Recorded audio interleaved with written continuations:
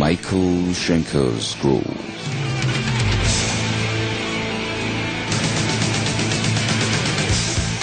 네, 뭐 저희끼리 열심히 음악 토론을 하면 뭐 하겠습니까? 듣고 이야기하겠습니다. 마이클 쉔커의 연주로 듣는 캡틴 네모. 캡틴 네모의 이야기는 다들 아시죠? 노틸러스의 함장, 이 캡틴 네모. 노틸러스는 잠수함이고요. 그리고 캡틴 네모의 친형인 캡틴 세모는 유람선의 함장이죠. 네, 뭐 귀에 번쩍 들어올 만한 슈퍼 테크닉을 부려서 연주곡이 명곡이 되는 경우들도 있죠. 뭐 예를 들면 밴 헤일런의 Eruption 같은 노래는 연주 시간이 뭐 얼마 되지 않는 연주곡이지만 라이트 핸드 주법을 선보임으로 해서 유명한 그런 연주곡이 됐고요. 뭐 제프 백의 연주곡이라든가 들어보면 시대를 앞서가는 막 이런 것도 있습니다만은 일단 마이클 쉔커의 이 캡틴 네모를 딱 들어보시면 알겠지만 재밌습니다. 항상 즐거움이 넘치고 상상력이 넘치고 연주도 잘하지만 작곡의 짜임새에도 굉장히 좋고요. 아마도 마이클 쉔커라는 사람을 상징하는 그런 곡 중에 하나일 거로 생각이 드는데 뭐 들으신 이야기 중에서 캡틴 네모, 노틸러스의 함장, 잠수함의 함장이고 그의 형인 캡틴 세모는 유람선을 이끌던 사람이었었고 여기서 더 이상 얘기를 하는 건 서로 간에 그닥 좋을 일은 없는 것 같아요. 그죠? 예. 마이클 쉔커는 독일인입니다. 이름, 쉔커라는 이름에서 들리시겠습니다만은. 그래서 친형이 루돌프 쉔커. 그래서 저 유명한 스콜피온스의 리듬 기타리스트이자 팀의 리더이죠. 뭐 스콜피온스가 오랜 고난과 행군 끝에 전 세계의 정상에 올라간 그 이야기는 AC/DC의 여정에 결코 못지 않으면서도 그 중간에 고생한 그 세월들은 정말 기구한 스토리가 되겠는데, 자, 이 스콜피온스의 초창기에 마이클 쉔커가 팀의 제 1번 공격수 스트라이커로 있었습니다만은 당시에 독일인이 유명 뮤지션이 돼서 서양 락계에서 활동한다는 건 거의 불가능한 일이었었거든요. 자, 그래서 말하자면 우리나라 월드컵 팀은 본선 진출조차도 희망이 없던 시절에 갑자기 프리미어리그 첼시에서 널 데려가겠다. 첼시는 아니고 볼튼 정도에서 널 데려가겠다. 이렇게 해서 마이클 쉔커 소녀는 17살에 영국의 유명 밴드인 UFO에 가입하게 됩니다. 루돌프 쉔커 친형인 루돌프 쉔커는 마이클 쉔커의 등을 떠밀어서 네가 스콜피온스에 계속 남아있어봐야 이 독일 밴드에서 기타 치고 있어봐야 그러면서 뭐 울며 불며 했다는 기록은 없습니다만은 동생을 자기가 그 누구보다도 아끼고 그 재능에 대해서 익히 잘 알고 있는 그 동생을 자기 팀에서 떠나보내서 영국 팀에 집어넣게 됩니다. 그때 심정이 어땠을지는. 자, 그래서 독일인다운 정교한 악상 전개와 그리고 영국인들의 투박한 그리고 소박한 전개가 같이 맞물려서 아트록과 감성용 음악과 블루스와 하드록이 묘하게 균형을 이뤘던 UFO의 Love to Love를 들으시겠습니다. 네. 그리고 UFO의 노래는 뭐니 해도 지금 들으실 Try Me가 되겠습니다. 마이클 쉔커가 UFO에 합류해서 UFO가 날개를 달고 날아가던 그 시절에 나온 음악들은 여러 종류의 음악들이 있습니다만은 특히나 우리나라에서는 뭐 광적으로 사랑을 받았던 것이 이 Try Me인데요. 그 당시 유독 이 Try Me는 음악 매니아들에게 유명한 노래임과 동시에 유독 FM에서 잘 틀어주지 않는 노래여서 세운상가라든가 이런 것을 돌아다니면서 해접한 음반 수집의 표적이 됐었고요. 이 Try Me는 피아노로 시작해서 UFO의 보컬리스트인 필 모그의 매력적인 음색이 정말 100% 발휘된 음악인데 묘하게도 기타 솔로가 맨 뒤에 배치되어 있습니다. 중간에 간주라는 형식으로 기타 솔로를 듣고 다시 노래로 넘어가는 것이 아니고 밴드가 할 짓 다 하고 나서 마지막에 리드 기타리스트가 엔딩을 장식하는 이런 구조인데 그 당시에 마이클 쉔커의 위상을 보여주는 노래라고 하겠고요. 또 우리나라에서도 팬이 많습니다만 이 노래도 유독 우리나라 FM에서 참 옛날에 죽어라고 안 틀어주었던 벨라도나를 보내드리겠습니다. 네, UFO에 가입한 마이클 쉔커는 일약 스타가 됩니다. 심지어는 이 독일에서 온 미성년자 소년 기타리스트가 거의 슈퍼스타급으로 급성장을 하기 시작하는 바람에 기존의 UFO의 팬들마저도 공연이 끝나고 나면 마이클 쉔커의 이름을 연호하는 상황이 벌어지고 이 팀의 모든 스포트라이트가 마이클 쉔커에게 돌아가자 이 팀 멤버들은 마이클 쉔커를 저희 식으로 하면은 왕따, 따돌림을 하면서 시기 질투였겠지요.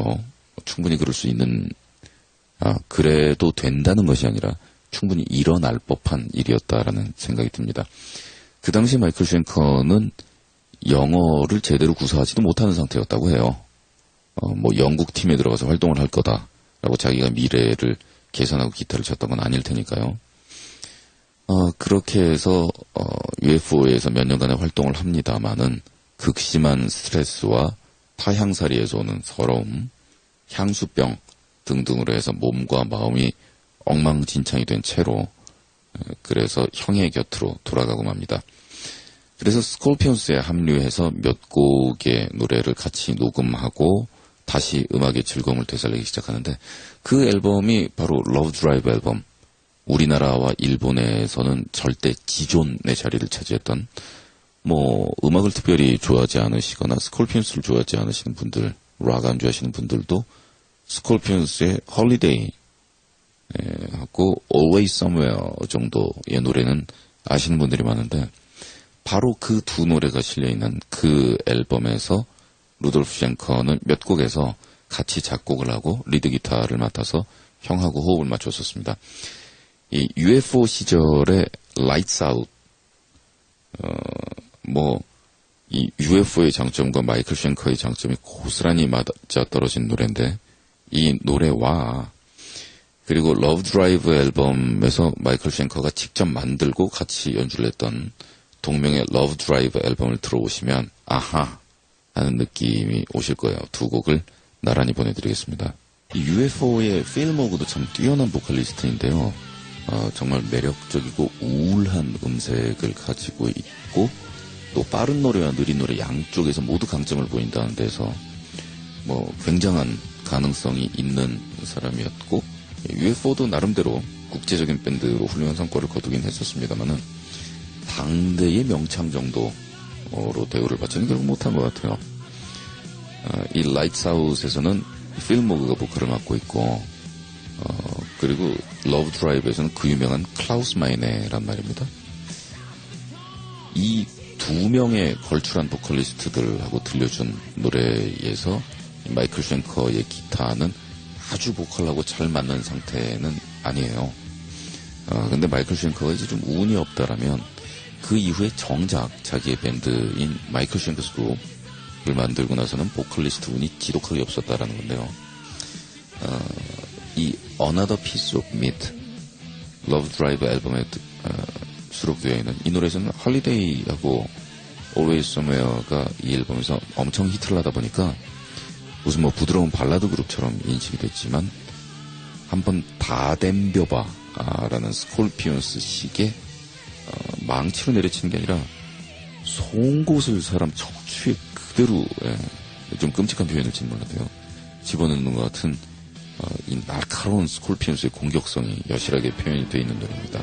네, 러브 드라이브 앨범 스콜피온스의 앨범에 역시 실려있는 코스트 투 코스트 연주를 잠시 들으시고요. 그리고 나서 마이클 쉔커스 그룹의 상징곡이나 마찬가지인 Into the Arena를 보내드리겠습니다. 두 곡의 연주곡을 나란히 보내드리는데 코스트 코스트의 파트너들은 스콜피온스고 Into the Arena는 마이클 쉔커스 그룹이긴 하지만 마이클 쉔커의 특징이 두 곡 다 여실히 나옵니다. 아까도 말씀드렸다시피 마이클 쉔커의 연주의 특징은 재밌다는 겁니다. 난해한 연주나 속도를 넘긴 것 같은 그런 속주라든가 뭐 이런 것으로 음악을 손상시키면서 지지고 볶고 달리는 것이 아니라 상상력과 작곡과 견고한 연주가 어우러진 그런 음악을 들려주고요.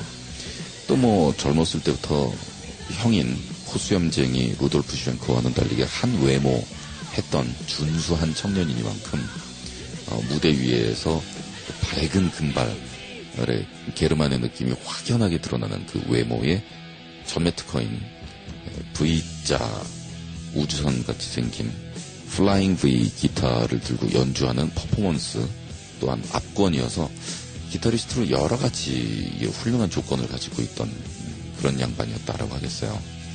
네, 고스트 판테온 만신전에서는 락밴드의 만신전에 올라갈 만한 그런 신들의 명단, 밴드의 이름들을 선정해서 오늘 세 번째 시간이 됐는데, 뭐 레드 제플린, 디퍼플, 핑크 플로이드, 제네시스, 예스, 여러분들께서 익히 알고 계실 그리고 뻔한 순서보다는 나름 뭔가 이유를 달면서 지금 진행을 하고 있습니다. 지난 시간은 보스턴이었고요. 마이클 쉔커스 그룹이 과연 만신전에 올라갈 만한 그룹이냐?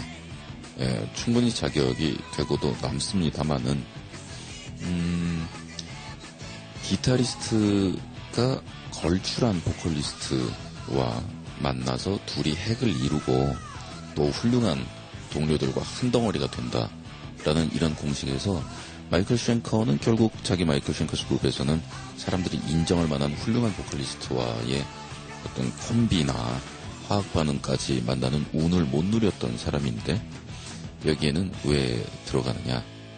우리나라 기타리스트들에게 지대한 영향을 80년대에서 90년대에 걸쳐서 행사해서 뭐 어떻게 보면 우리나라 락계의 은인까지는 아니더라도 참으로 많은 도움을 준 결과적으로는 그런 기타리스트가 아닌가 하는 그런 생각을 해보고요. 그래서 지금부터 마이클 쉔커스 그룹의 재미있는 아까도 계속해서 말씀드리고 있는 이 팀 참 재밌다. 오버하지 않고 그리고 대중의 마음에 드는 곡을 연주하려는 그런 것들이 비굴해 보이는 것이 아니라 그런 품성 자체를 타고났다라는 그런 느낌인데요. 마이클 쉔커는 기타리스트로서는 새끼손가락을 쓰지 않는 것으로 굉장히 유명합니다. 뭐 현대 락에 있어서 새끼손가락을 사용하지 않는다. 블루스라면 모를까 좀 힘든 일인데요. 그래서 새끼손가락을 사용하지도 않고도 잘 할 수 있다라고 큰 소리를 치고 제가 고등학교 때 그때는 기타리스트들 연주하는 모습을 한 번이라도 보면 정말 잘 칠 것 같은데 볼 수가 없다라는 그런 상황이 들거든요. 어렵사리 공연 실황을 보러 갔더니 새끼손가락을 분명히 안 쓰더군요. 근데 넷째 손가락이 제 새끼손가락이 짚을 수 있는 플랫보다 2개를 더 건너뛰고 있더라는 손 하나가 소뚜껑만한데 새끼손가락을 뭐 하려고 쓰느냐라는 그런 생각이 들었었습니다. 또 우악우악 하는 소리를 내는 크라이 베이비를 반쯤 밟아놓은 상태에서 항상 솔로를 연주해서 솔로가 앞으로 튀어나가도록 만든다든가 하는 이런 몇 가지 기술들 그리고 특히 사면음으로 되어 있는 뚜꾸뚜꾸뚜꾸뚜꾸라는 리듬이라든가 셔플 리듬이라든가 이런 것들 더 쉽게 설명을 드리면 당나라 군대 말 타고 뛰어다니는 리듬 같은 경박한 리듬도 참 좋아하고요. 그리고 동양인들에게 특히 엄청난 사랑을 받는 기타리스트라고 말해집니다. 게리 무어 그리고 마이클 쉔커는 나란히 동양인들이 좋아하는 멜로디의 흐름들을 이해하는 그런 서양 기타리스트다라는 평가를 받고 있고요. 마이클 쉔커스 그룹의 보컬리스트로 가장 많은 시간을 함께했던 게리 버드는 누가 봐도 B급 보컬리스트 게다가 슬로우 곡은 아예 부를 수도 없는 뭐 그런 수준의 보컬이었음에도 불구하고 그 앞서 마이클 쉔커하고 호흡을 맞췄던 필 모그나 클라우스 마이네에 비해서는 기골이 장대하고 무대에서 인기를 끌기 좋은 타입이었다고나 할까요? 그래도 그런 느낌도 있을 것 같습니다. 아무리 잘 나가는 뛰어난 하지만 자기와 맞지 않는 그리고 행복하지 않은 사람하고 지내느니 죽이 잘 맞아서 끊임없이 1년 내내 투어를 돌면서 즐거운 사람들이 밴드다 라는 느낌으로 따졌을 때는 남들이 이래라 저래라 할 문제는 결코 아니라는 거죠. 사실 본인만 행복했으면 되는 거거든요. 그리고 나서는 역시 그 본인들의 관계에도 중요하지만 게리 버든으로서는 전 세계 시장을 흔들 수 없다라는 레코드사의 압력도 굉장히 컸다 그럽니다. 그리고 이미 레인보우를 거쳐서 입지를 단단히 했던 그레엄 보넷이 합류를 해서 녹음을 했지만 결과는 뭐 들으시다시피 레인보우에서 리치 블랙모어가 그레엄 보넷을 다뤘을 때는 이거보다는 더 좋은 작품이 나오지 않았느냐 그치고 말죠. 네, 아주 어린 시절부터 스콜피온스가 대성할 줄 알았다면 마이클 쉔커가 루돌프 쉔커 형의 밴드인 스콜피온스에 남았을까요? 글쎄요. 어찌됐든 중세 유럽의 뭔가 기사들의 이야기를 읽는 듯한 장자가 아닌 마이클 쉔커는 분가를 이루어서 소아시아로 터키로 십자군 원정을 떠날 수밖에 없었더라. 자기 영지가 없기 때문에. 뭐 이런 얘기가 되겠습니다만은 그 이후에 자기의 본가 패밀리인 스콜피온스와 또 자기가 영토를 차지하기 위해서 갔다가 외국인 대우받았던 UFO와 마이클 쉔커스 그룹과 그리고 도대체 저 정도 보컬리스트를 영입하려고 그 맥콜리 쉔커라는 보컬과 기타 이름을 합친 이름까지 바꿔가면서 영입을 할 이유가 뭐가 있었나라고 들 많이 얘기하는 저희 의견 아닙니다. 맥콜리 쉔커 그룹과 여러 가지 사안을 거쳐서 마이클 쉔커는 현재 오늘날에 이르고 있습니다. UFO 시절에 마이클 쉔커가 한가닥 편안하게 날려주었던 닥터 마이클 쉔커스 그룹의 시절에도 여전히 거의 유일하게 연주하다시피 하는 UFO 시절의 노래였고요. 우리나라에서는 부활의 전매 특허곡으로 더 많이 알려졌던 그 노래입니다. 마이클 쉔커스 그룹